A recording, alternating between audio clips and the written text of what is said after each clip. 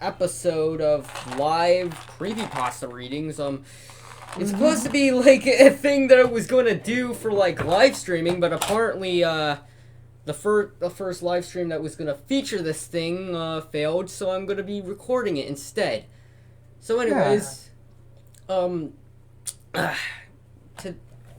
now for this series, me and like Alexis or whoever I'll bring on with me will be reading and reviewing, checking out like 3 creepypastas, whether they're either picked by me or like random. Like I'll just go to the explore section and click on random page and it will take me to a random pasta.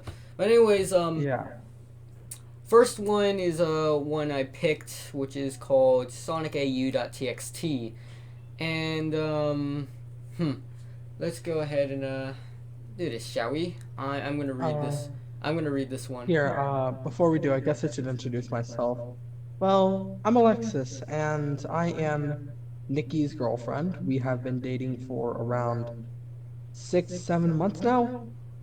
Yeah, that sounds right. 6 to 7 months now, and I am very, very happy to be with her. And I'm also very, very happy to be here with you all. So, let's go. Yeah. I forgot. I forgot to mention that you were suing me. But anyways, let's do this. It's alright. Yeah. sonicau.txt. Notice, this is not an unofficial sequel or spin-off to any other creepypasta. Any similarities to other creepypastas are coincidental. That being said, have fun reading. But anyways, story. Alright. This happened to me back in 2010. I had just downloaded Fusion, a Sega Genesis / Sega CD / Sega 32 times emulator.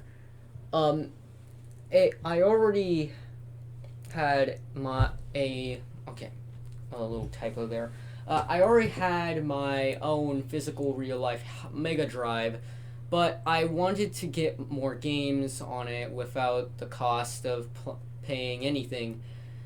I searched if I could find Sonic CD for the Sega CD, but I didn't find any website where I could... Fuck! Shoot.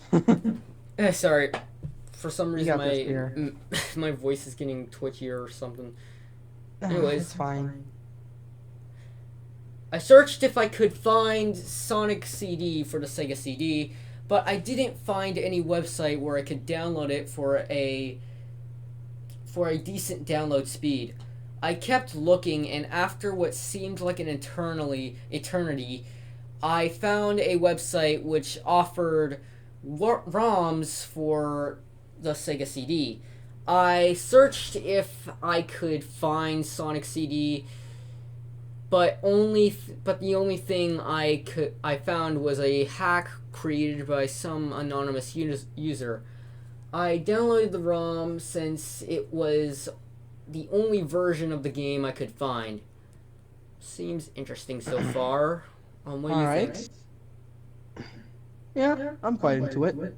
Yeah, me too. The file contained a folder which was named AU_. I had no idea at the time why it had a strange name like that. I was curious about what the folder contained, so without hesitation, I opened it. It contained a file called Sonic CD / bin, ROM file, and AU_.text, a text file. I opened the text file first, but it only contained scrambled text and some binary code on top. The binary translated to Robot 36, Robot 36, Robot 36, repeated about 4 times. I thought to myself, what did this have to do with anything? But I gave up after a couple minutes of thinking. It doesn't make sense, I said to myself. Okay.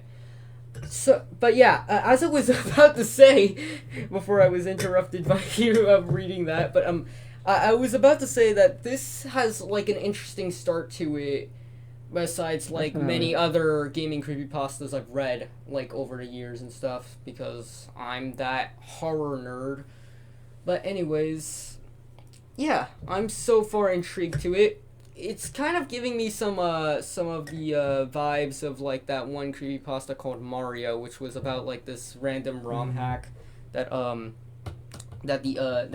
moderator of the SMW Central forums found. But yeah. I Anyways, should note that this is I've never really been big into creepypastas. Um, so if I seem confused at times, and if I seem to have like nothing to say at all, I have no idea yeah, about any of this I'm new to this basically, so yeah, don't expect me to be super knowledgeable about this. Basically, bear with me. yeah. Anyway, go ahead. Yeah, Unless you want I me mean, to like, continue. everybody's opinions, like, horror is subjective. Everybody has, like, their own opinions for what they like on certain pieces of horror media and stuff, so yeah. Mm-hmm. Alright. I opened the. Fuck. My voice. Okay. Okay.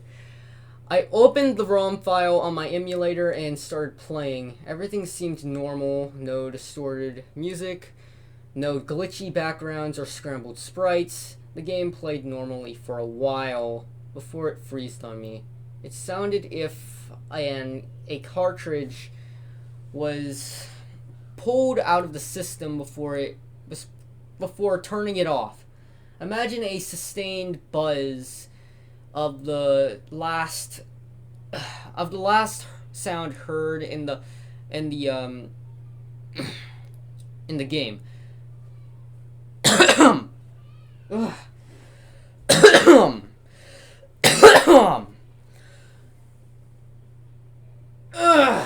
Okay, I think that was probably why I was like,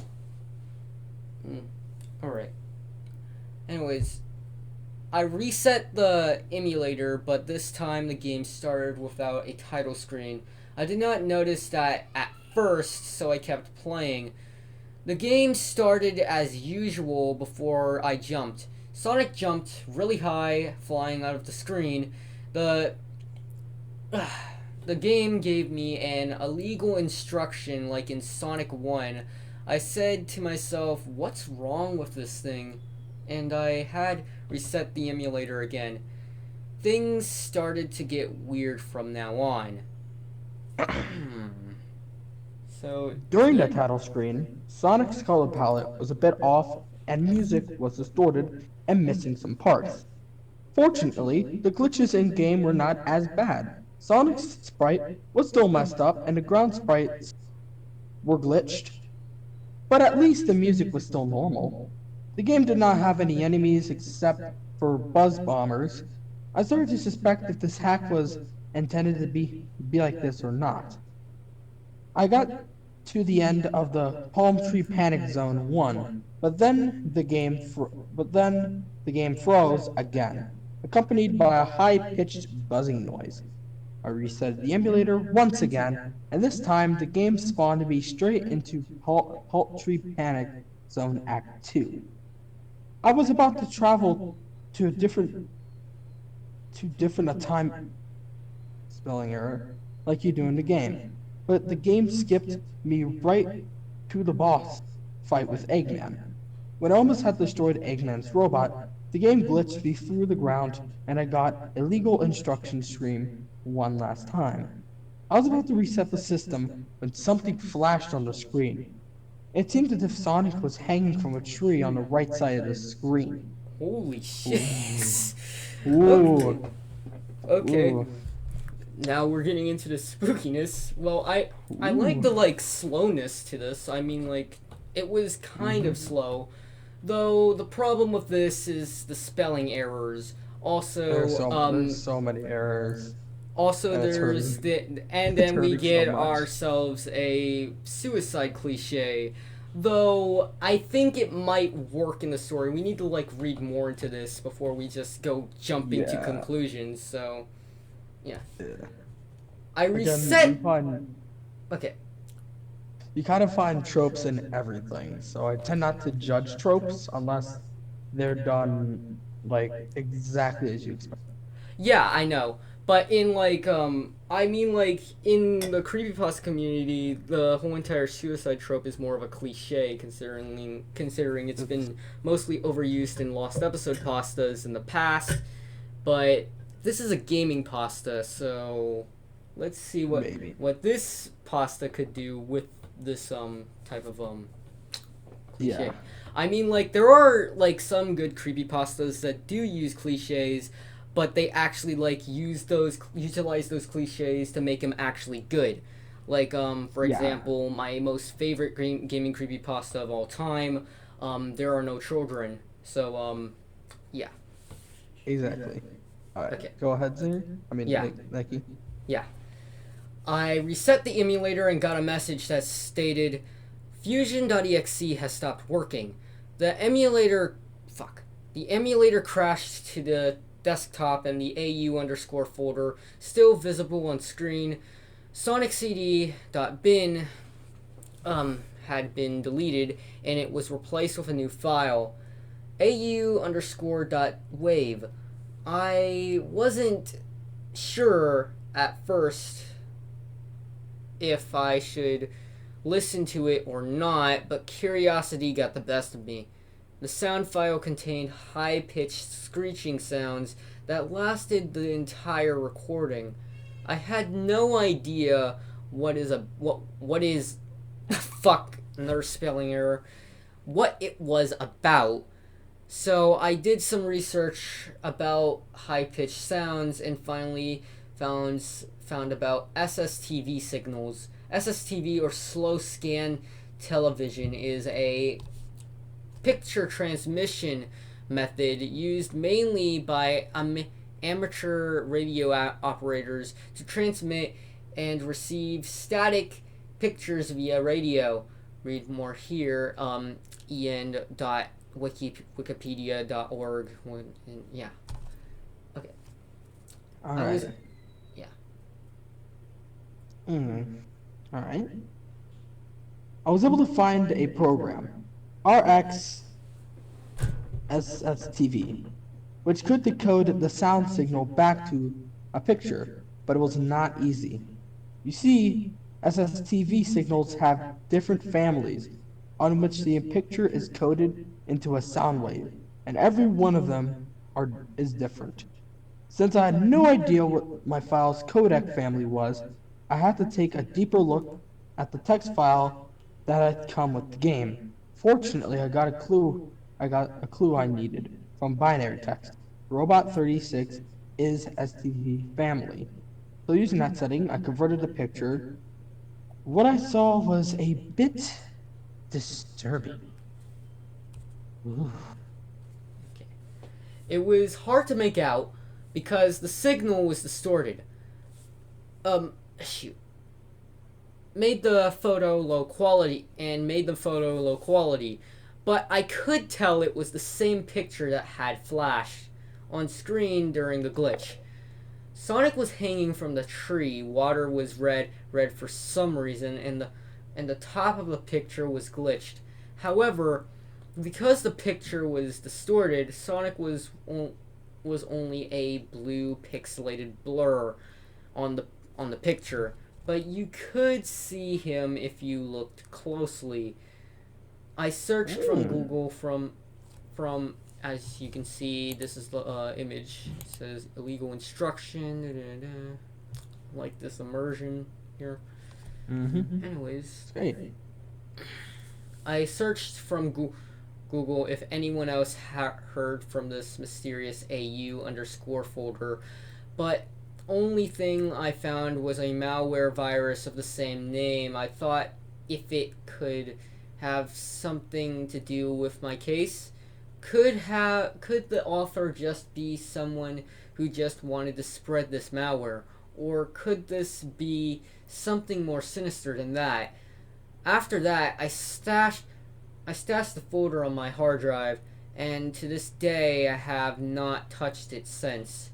The reason I didn't post this 3 years ago is simple. I really didn't know about creepypastas at the time, and the folder is downloadable from the link on top. Well, this was All an right. interesting read. All right. It was short, simple, and definitely interesting. Yeah. It had some cliches, but it kind of like go with the pasta in a sort of way. I don't consider this necessarily good or necessarily bad. I consider it more of an Yeah, average read. yeah, yeah. It's something that you would expect. All right. It doesn't change. It doesn't change expectations either way, Yeah. really.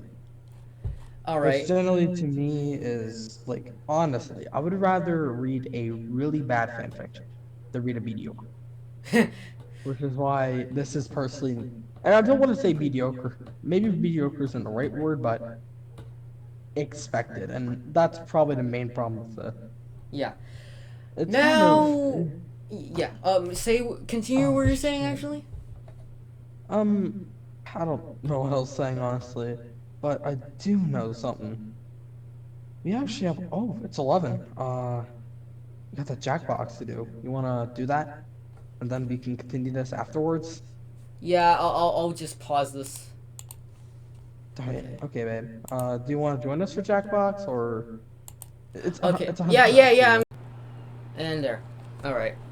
So, the first episode's kind of cut in half, but now we make it to like the fun part. So, me and Alexis are gonna check out two random creepypastas. So, Yep. I'm gonna go ahead and go to the explore section, as you can see over here.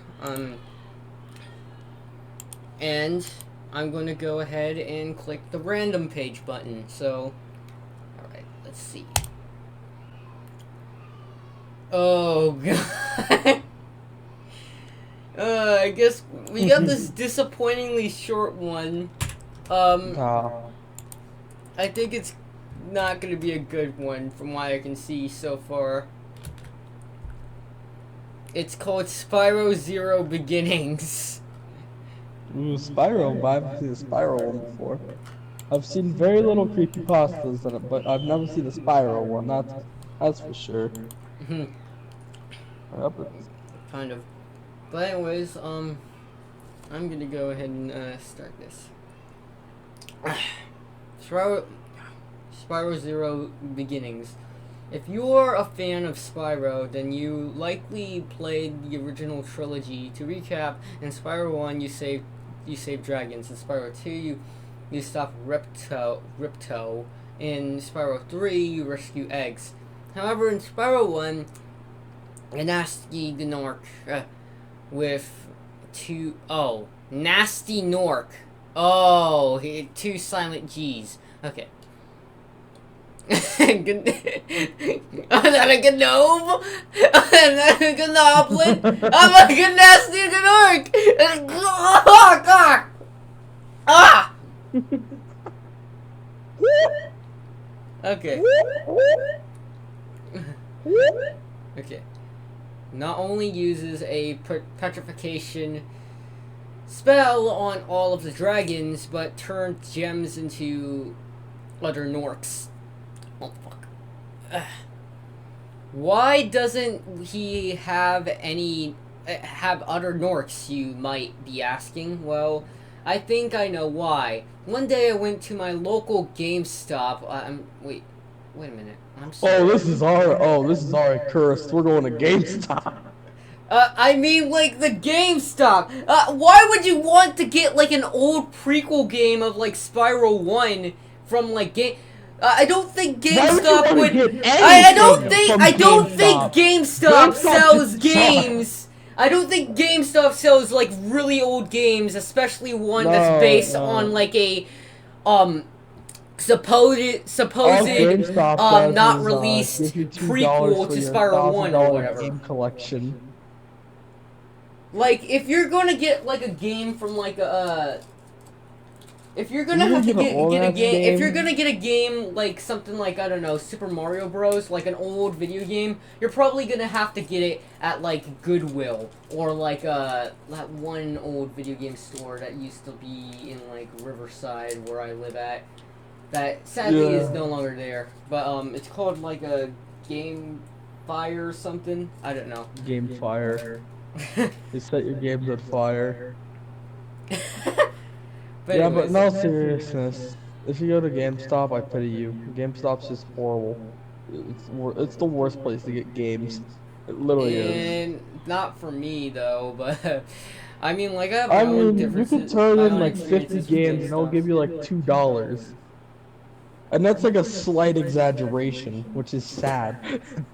Alright, but yeah,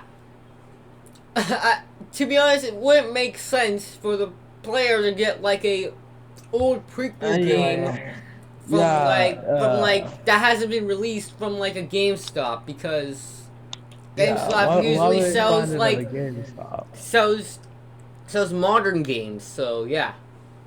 Anyways, Yeah. to buy a new game, when I came across a game called Spyro Zero Beginnings, I thought to myself, this must be a prequel. After I bought it, I took it home to play it. What I played made me look at Spyro differently with an exclamation point. It started with a cutscene where an egg began to hatch. Out came Spyro. Nasty Nork saw it happening from behind a bush. Attack! He yelled. A crap ton of Norks came out of the trees and attempted to attack young Spyro. The other dragons saw this and defeated them all like defeated It's them all. this is sounding No! like an AI, something Spyro. written by like the AI of AI Dungeon. No! Spyro said in awe.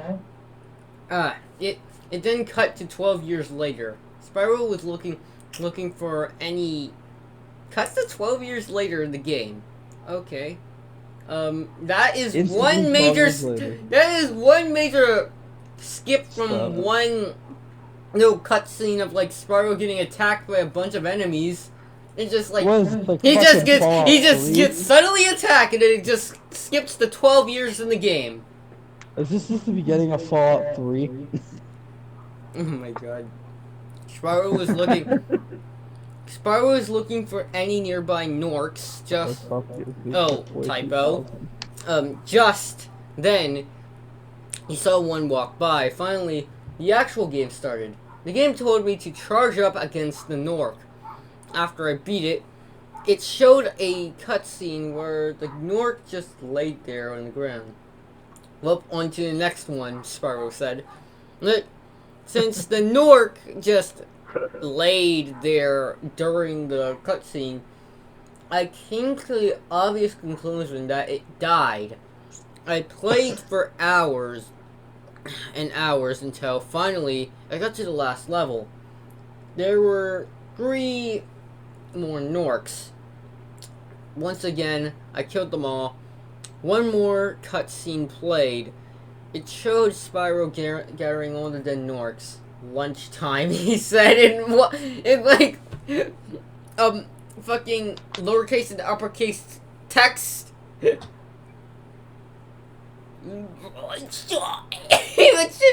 a psychopathic voice. Okay. Lunchtime. Lunchtime. Okay. Spyro's dead. Okay, alright. I watched in terror as he ate their flesh like steak and their guts like spaghetti. Yes! The food animation. Oh, what the fuck was the word? Oh yes, spaghetti. Good old mom spaghetti. Mom spaghetti. Okay. Yes. I like it when my creepy horror story has food anagrams. Oh yeah, let's get this shit going. The game ended with Spyro looking at the screen saying, "Thanks for your help, Ethan." Okay, how did you know my name? Okay. Oh my god. I quickly shut off the game and smashed it.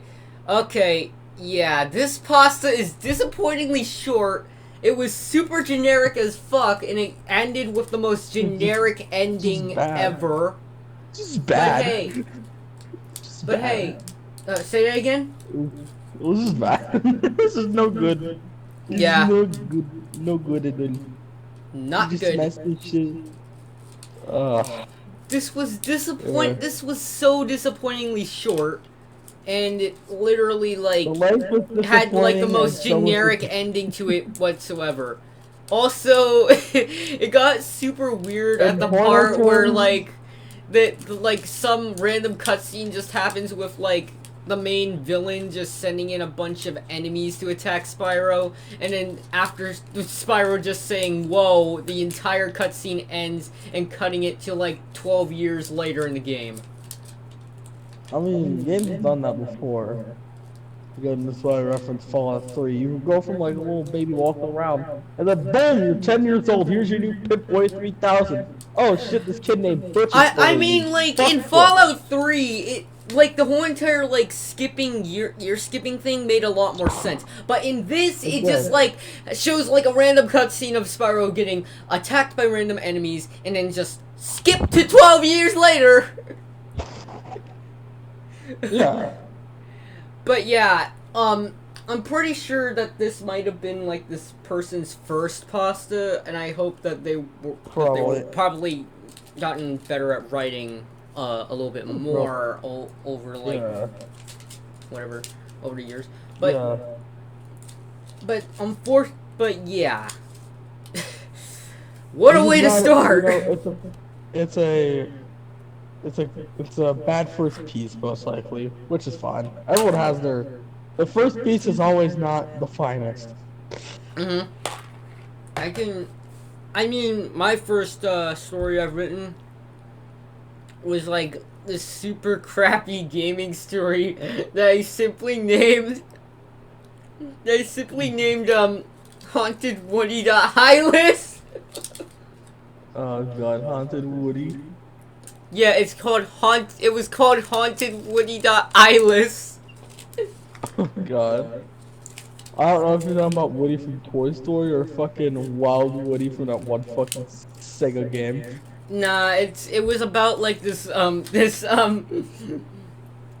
was actually a story that I written that was based on Wild like Woody. that's something me and my sister were doing on playing like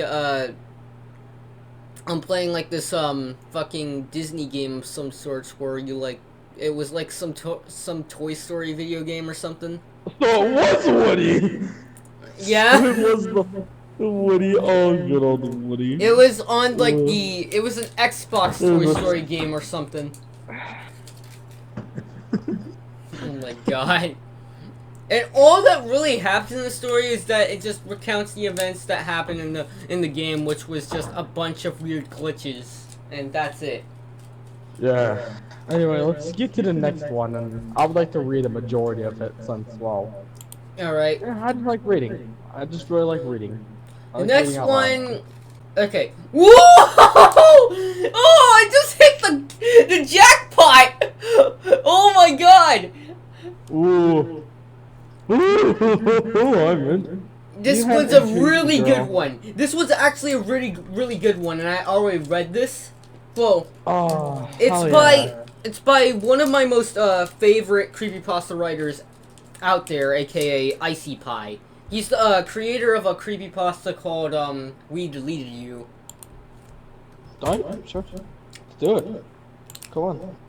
Alright, so this is the creepypasta he made. It's a new creepypasta of his he made in this year, 2020. It's called Dreamcube. So, instead of me reading this, I'm gonna have you read it, considering, I've already read this You've already before. read it. Mm-hmm. Let's see. Let's see. Oh, it's definitely a long one. I like that. On March 31st, 2001, the Sega Dreamcast was discontinued worldwide. In case you were unaware, Dreamcast was Sega's fifth and final gaming system released in 1999. The Dreamcast had a good launch, but the system ultimately failed due to poor sales and fierce competition with the Sony PlayStation 2, among others.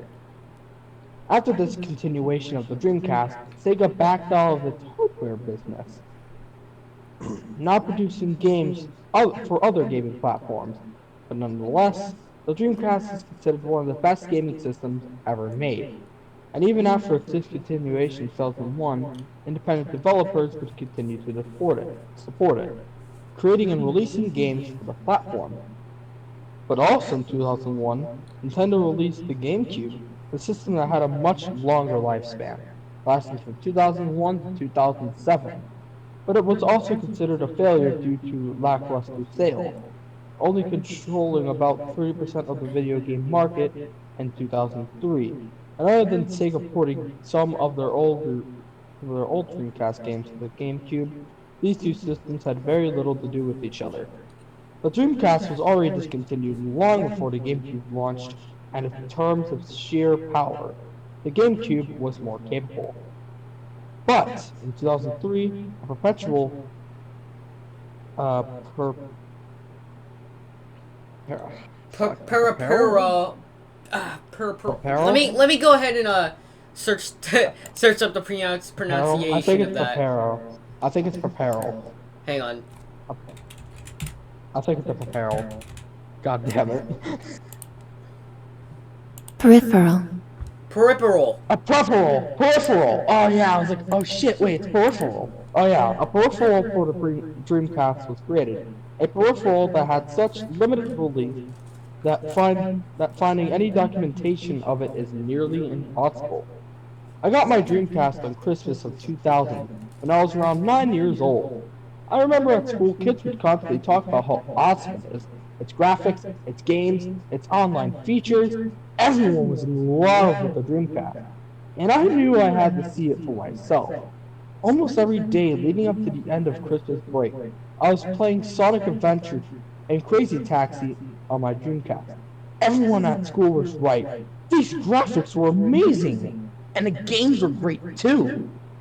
However, the first 2 weeks after school started up again, the Dreamcast craze started to die down. The kids started talking more about the PlayStation 2, a much more powerful system. But I still kept playing on my Dreamcast, even after its discontinuation in March of that year. But as the months progressed, I started to lose interest. I think that meant, yeah, I think that meant interest. Oh, he There made it. was Yeah. one. Well, I didn't know he. Oh, he made a little typo there, unfortunately. But, anyways. Who cares? It's a small typo. Mhm. There just weren't any more games that interested me. But in October of 2001, a couple of my friends were talking about this new system to release the following month, the Nintendo GameCube. I remember my best friend Max flipping through the pages in the Nintendo Power magazine to a page of GameCube previews on it, and those previews alone got me very excited. The graphics looked amazing, not necessarily by today's standards, but back then, it was revolutionary. They looked better than the Dreamcast and had a lot of compelling games being teased in the previews. I knew right away and right then and there I wanted it. But when I got home and told my mom about the GameCube and how I wanted it for Christmas that year, she was quite opposed. You already have the Dreamcast, she would say. Why don't you play on that? I was disappointed. I tried asking my dad instead, but even he wouldn't bulge. It took me a while to accept that I was stuck with an outdated console, and being 10 years old with no allowance, probably wouldn't be able to get a GameCube for some time. So, the GameCube launched, and because my best friend Max had gotten it for Christmas, I would frequently go over to his house and play it with him. I could say that it blew me away. Everything I had seen in the previews was one-to-one with the final project. But even as 2002 was coming to a close, I wanted a GameCube. However, one day in December of the same year, my mother dragged me out to go shopping with her, an activity that I was never fond of. We went to the mall and wanted to shop after shop. all of which had items that I didn't really want or found interesting. But as we walked past the electronics store, I noticed something in the display window, an advertisement for a dream, something called DreamCube. Play thousands of GameCube games on your Sega Dreamcast, coming early 2003. This caught my eye. A device that would allow me to play GameCube games in my Dreamcast. It was like a dream come true. I stopped my mom and turned her attention to the advertisement, hoping the concept would appeal to her. I don't know, Sean. We'll see. We continued walking, and I looked back in disappointment. I ended up forgetting about the DreamCube, only because there was little to no information about it, even online. But on April 6th, 2003, my 12th birthday, I opened up my last gift, a DreamCube, along with a GameCube controller and Luigi's Mansion. I was ecstatic. And although I didn't get a GameCube system, I was happy that I would now be able to play GameCube games on my Dreamcast. I thanked my mother, and I rushed to my room where I hooked it up. The DreamCube itself was a disk drive that connected to the serial port of a Dreamcast, mainly due to the fact that the GameCube used proprietary mini discs as opposed to regular sized discs. It also came with an instruction manual and a Dreamcast controller to GameCube controller converter plug, which would plug into anywhere in the Dreamcast controller port to allow a GameCube controller to be used.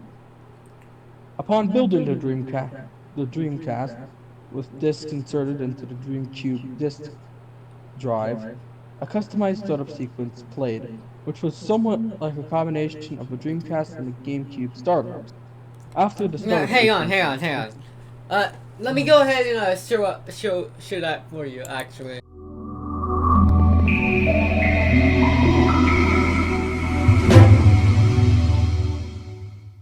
Visionary Inc., the developers of the GameCube, as well as a warning. Warning.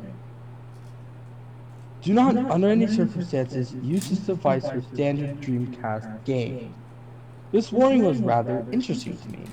How would I not be able to use DreamCube with regular Dreamcast games?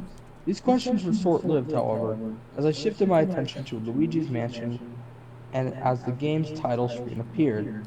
As for the graphics quality of the DreamCube, it was noticeably lower compared to the actual GameCube.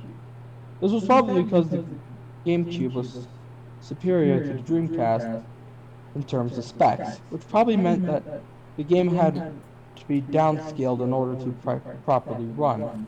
The gameplay experience, however, was nearly identical to the experience I had at a friend's house. I had a ton of fun. Luigi's Mansion truly lived up to the screenshots I saw in the Nintendo Power magazine 2 years prior. The game was quite an unusual take on Mario games.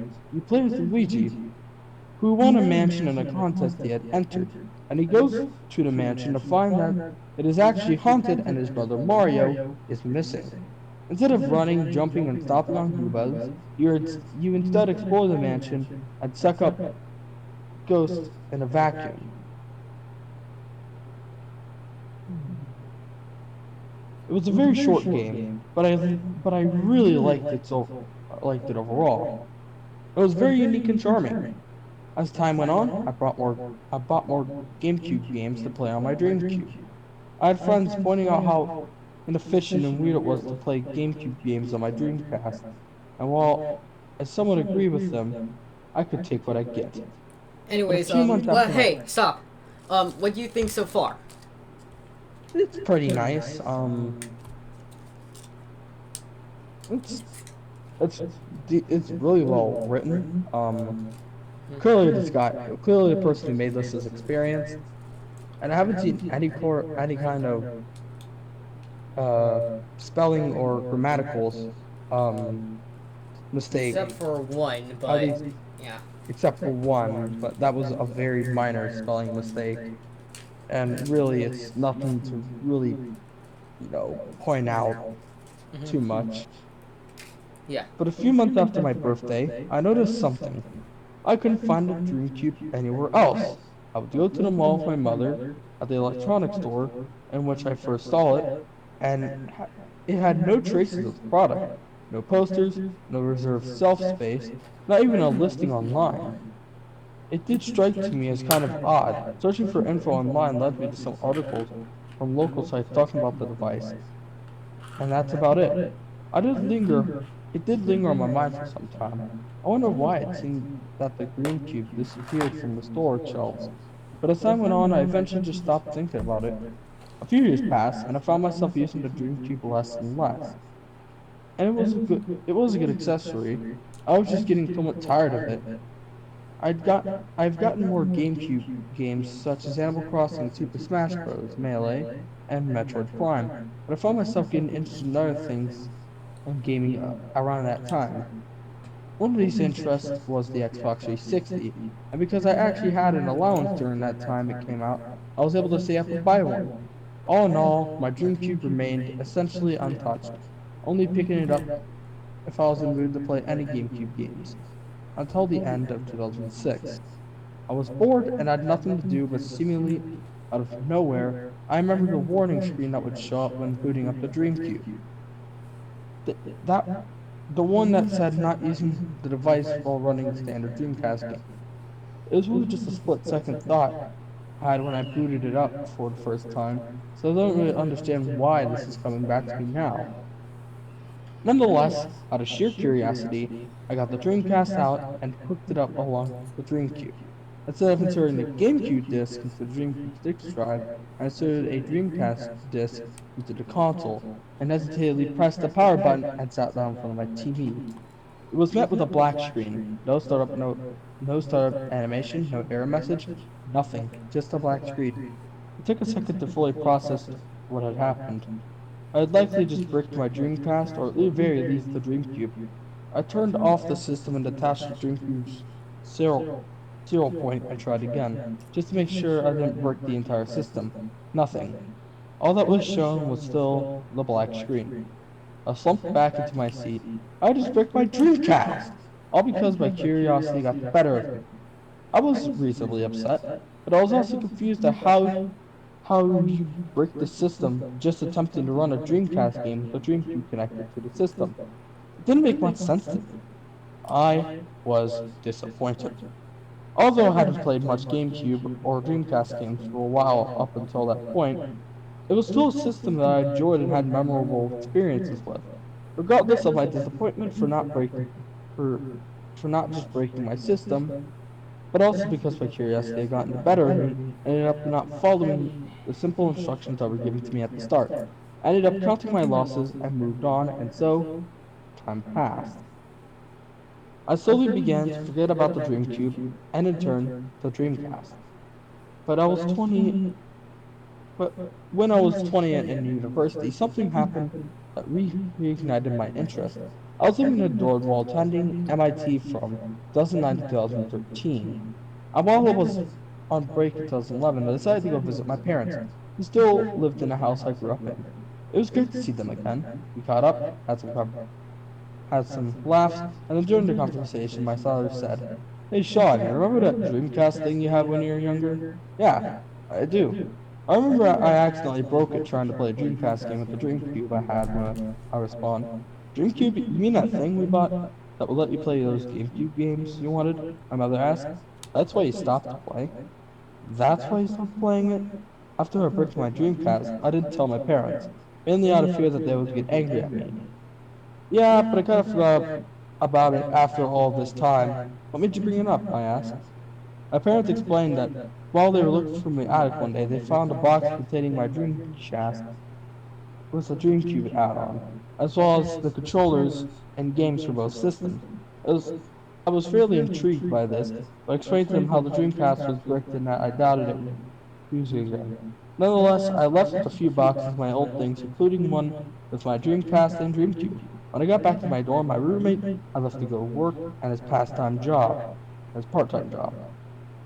So I brought the boxes from out of my vehicle and into my dorm instead of studying. I decided to rummage through the old boxes for a nostalgia trip. I found some of my old comic books, sketchbooks, and even a few t-shirts five sizes too small, and I got into the box with my Dreamcast. I opened it up to find a system, the GameCube, and the games with the controllers. I knew that it was bricked, but had an overwhelming urge to give it another go.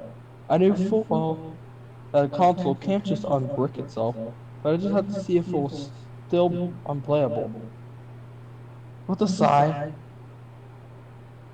with a sigh, I began setting up the system with the Creepypasta add-on. I put Luigi's Mansion disc into the disk drive, attached the GameCube's controller to the GameCube's controller conversion plug, and inserted it into the Dreamcast controller port.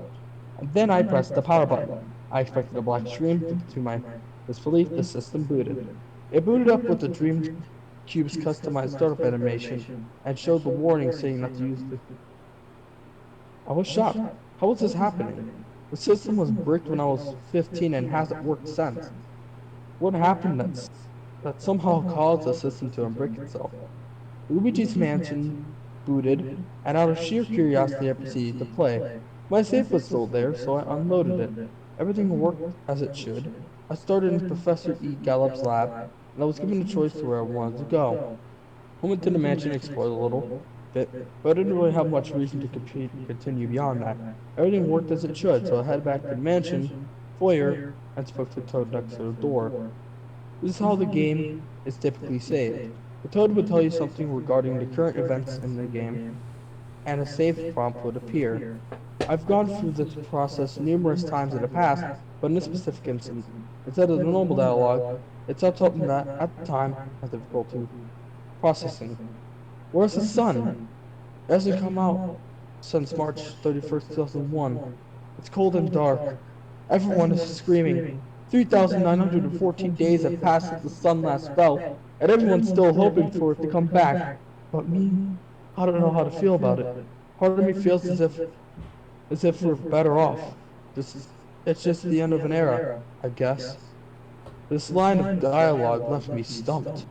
Why was this here? I didn't understand it at the time, but for some reason, it kind of intrigued me. I had never seen this kind of dialogue before, and it left me both confused and curious. I continued playing the game. I figured that because this was set up through a dialogue box, I could find more lines of dialogue like by finding random NPCs and talking to them. I got a different response for every NPC I spoke to. Some were longer than others, but here were some of the things the most notable to me. The only This one I saw while speaking to the toad on the balcony. Getting to the top is hard, like very hard. You need a lot of strength if you want to pass the others. When I started pushing harder, I actually made it a decent amount, but I should have known that it would have all come crashing down quickly. The next one I saw was speaking to Toad in the outside of the backyard. I remember holding a few parties when I was still in the game. Those were good times, but after that last one, I couldn't keep my balance. I found another one while speaking to Toad in the bathroom. I get phone calls asking when I'm coming back, and I always have to tell them that I'm not. That's just one thing people don't get. Why can't they just move on? Why can't they let me live in peace? And the last one from Toad in the courtyard. I don't need help climbing. I don't even want to climb anymore. They keep trying to make me climb again, even though they should know by now that I'm not coming back. Even though they should know by now that I'm not coming back. Ever. I almost lost everything during my first fall, and yet I got out alive. But if I ever come back, I would certainly lose so much more. All of this was very strange to me, but I still felt captivated. I didn't know what to make of it, but it really seemed as if it was some kind of puzzle that I needed to solve. But even at that, why was it here? I tried to analyze what I've seen so far, and it held any sort of re- relevance or meaning. But due to the cryptic nature, it had me thinking for a while. But then it occurred to me that I had to go to another specific area to get more information. So I traveled throughout the mansion, going from room to room, interacting with nearby everything with them, hoping that it would trigger something. Anything! Nothing happened, and I thought I was at dead end. But then I remembered the dialogue that started this quest. The text heavily related to climbing, and after some thought, I figured that I might have to climb something somewhere in or around the mansion, but I didn't know what to climb specifically. There are too many climbable areas in the game that I could name off the top of my head, which made this task slightly more difficult. I tried to think of a climbable area in the game that could have at least some sort of environmental relevance to these mysterious pieces of dialogue. Then I remembered the roof of the mansion. There's a ladder that leads to the top of this chimney. I thought that I might as well try that first, so I made my way to the rooftop and positioned myself in front of the ladder. I took a deep breath in both hesitation and excitement as to what I might find, and then I began climbing. But instead of stopping once it reached the top, it just continued. It reminded me of the infinite staircase of Super Mario 64, where you couldn't reach the top until you collected 70 power stars. But I continued climbing, wondering if it could take me anywhere. And at first, it didn't seem to end, but considering the fact that this ladder was never infinite in a normal playthrough of Luigi's Mansion, something had to be at the end. I just needed to keep going. A few minutes went by, and I was beginning to feel as if I wouldn't be able to find anything here. And then I, once again, hit a dead end. But then I noticed something. As I was climbing, a white light slowly filled the screen. Didn't expect this, but I kept climbing until the screen turned completely white.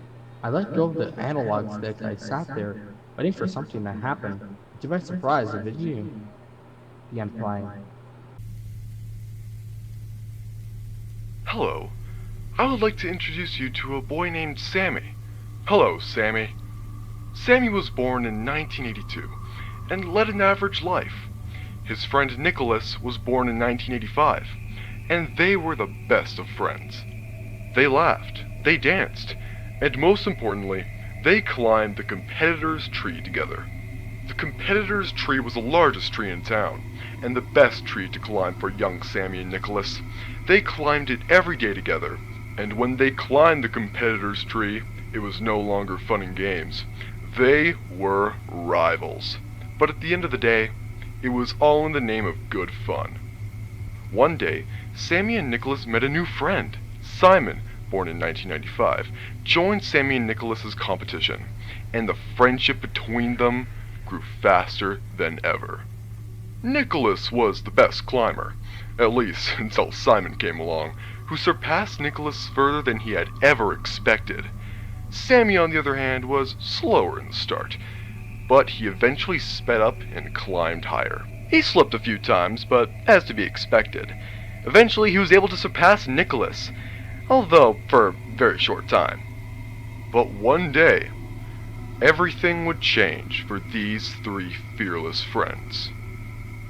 Sammy climbed and miraculously managed to pass both Nicholas and Simon.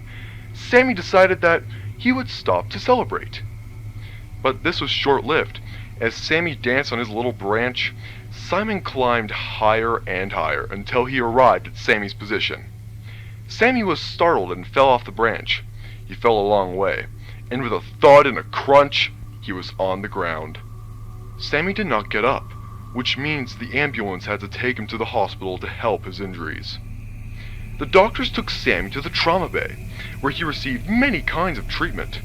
Sammy was hooked up to various machines to help him breathe that were connected to him via tubes inserted in different areas of Sammy's body.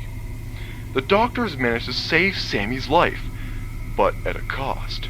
Sammy lost the ability to use his legs, which meant he could no longer climb the competitor's tree with Nicholas, Simon, and their new friend Michael, born in 2001. At first, Sammy was sad, but later on he realized that just because he could not join the action does not mean he can't see the action. So, Sammy went to the competitor's tree every day to cheer on Nicholas, Simon, and Michael as they continued on their adventure. To this day, nobody has made it to the top of the tree yet, but Sammy feels comfort knowing that when someone does eventually make it up there, he will be there to see it.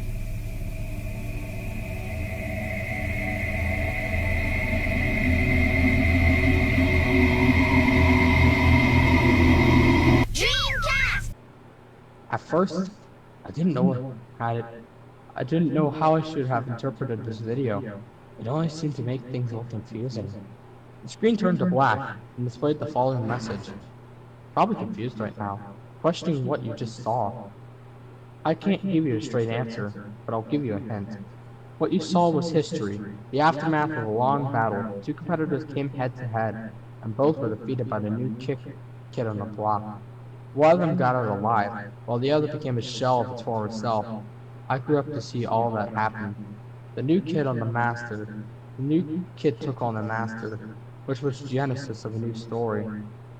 But they couldn't keep it up, and fell from Saturn. It all ended when they woke up from the dream. I'm going to assume that you're reading this sometime in the late 2000s or early 2010s, since you have programmed the Dream to essentially lock up both itself and the Dreamcast when a GM ROM was used with the GameCube add-on. Of course, only for a certain period of time. I'm just going to say this. Let it rest. Let them be in peace. You don't need to keep playing with this add-on. It was never meant to be made anyway, which is why we removed all references to it online and in stores. You're free to relieve your memories, but this is unnecessary. There is no point in supporting a system that met its end 2 years after it launched. The Sega Dreamcast, in the end, was the end of an era of success and failure, and it will always live on the legacy that it left behind. Thank you for your support, Logan Vanderpool, founder and CEO of Visionary Inc. It is now safe to turn off your console. It took a few minutes to think about this message.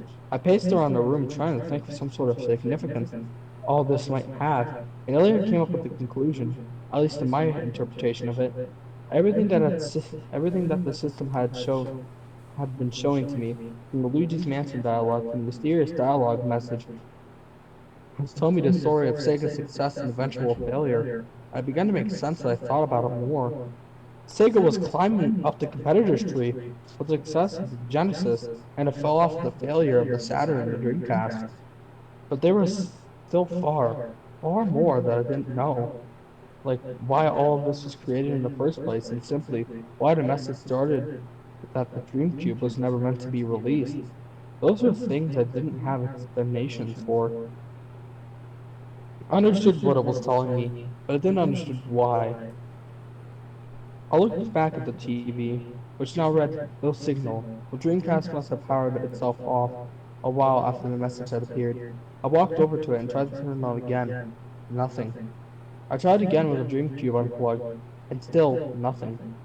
I sat back down and began to remember back when I first tried running a Dreamcast game while the GameCube was plugged in, and how upset it was when it had bricked in the process, although I now know it was locked by the GameCube. But now, I wasn't upset. As off-putting as computing this experience was, I couldn't help but feel nostalgic throughout. I had loads of memories of the system, and to see it die right in front of me is a bit saddening, but I accepted it. It was time to move on. I grabbed the system and put it back in the box along with the controller and the GameCube. I placed it in the closet on my bedroom. I stood up and looked at the box one last time before shutting the closet door. I don't plan on going back to it any time soon. And that Wow. was GameCube. Whoa, that is that is fantastic. I love it. Yes. I love how it isn't really creepy. It isn't really horror. And it's not like, ooh, scary big man coming for you. Oh, you're gonna fucking die. No, it's actually something unique and interesting. Yeah, it's like very like symbolic in its stuff. Like, for example, the names of the characters in the video that was shown in the pasta, like Sammy, Simon, Nicholas, and Michael, those were supposed to be like the video's representations of Sega, Nintendo, Sony, and Microsoft. Yeah. But yeah,